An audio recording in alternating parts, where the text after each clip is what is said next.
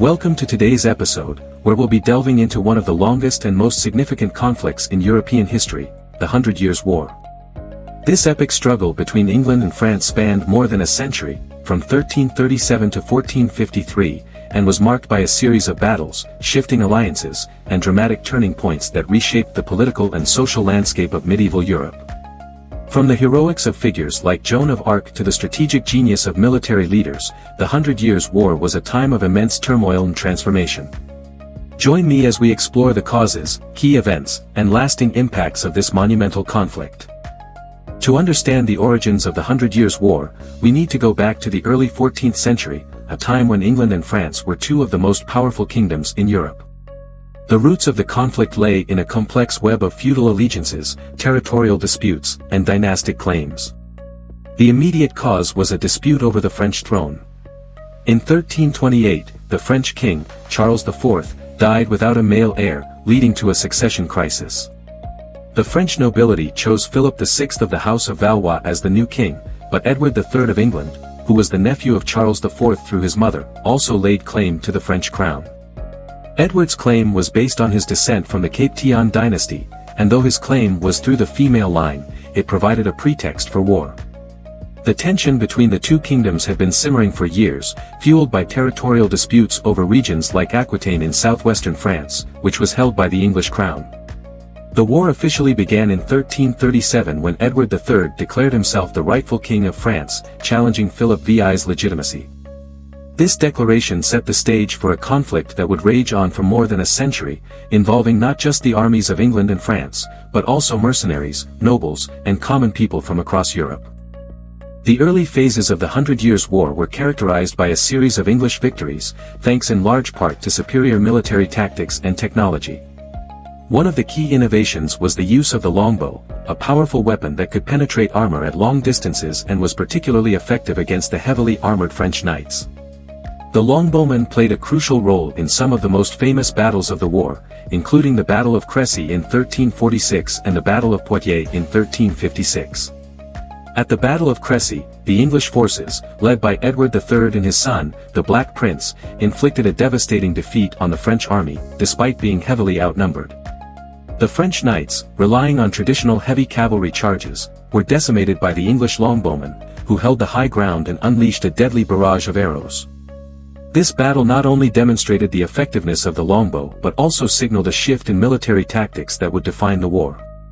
The Battle of Poitiers, fought a decade later, was another major English victory. Once again, the French were defeated by the English longbowmen, and King John II of France was captured, leading to the Treaty of Bretigny in 1360.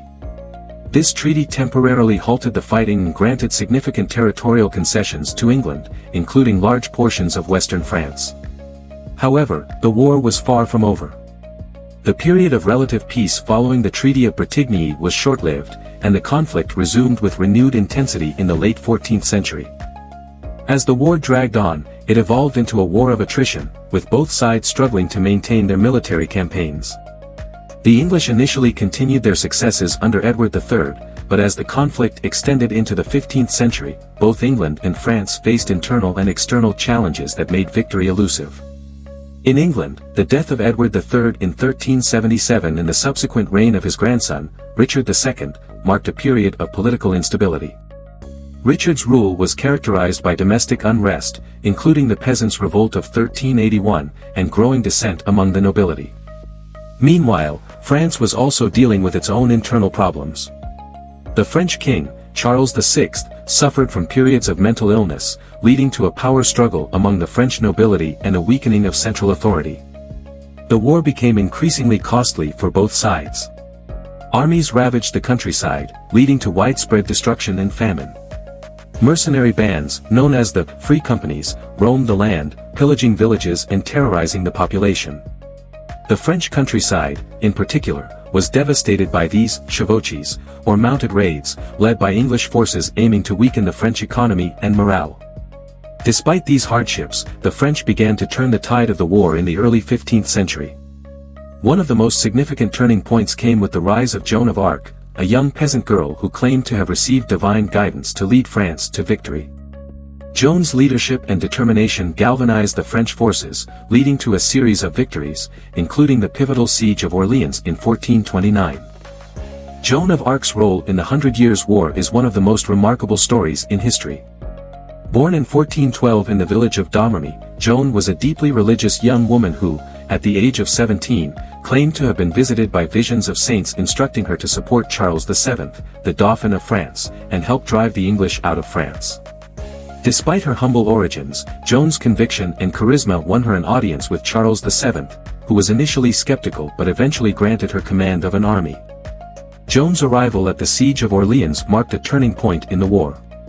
Her presence boosted the morale of the French troops, who had been on the brink of defeat, and they successfully lifted the siege in May 1429.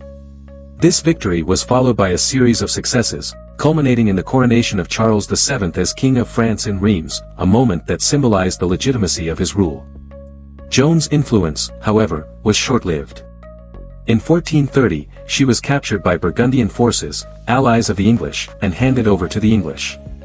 She was tried for heresy and, despite her courageous defense, was convicted and burned at the stake in 1431.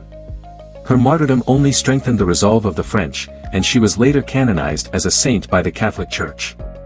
Joan of Arc's legacy is profound. She not only helped revive French fortunes in the war but also became a symbol of French nationalism and resistance against foreign domination. Her story continues to inspire people around the world, making her one of the most enduring figures of the Hundred Years' War. Following Joan of Arc's death, the war continued for another 2 decades, but the momentum had clearly shifted in favor of the French. Charles VII, now firmly established as king, embarked on a series of reforms to strengthen the French military and centralize royal authority.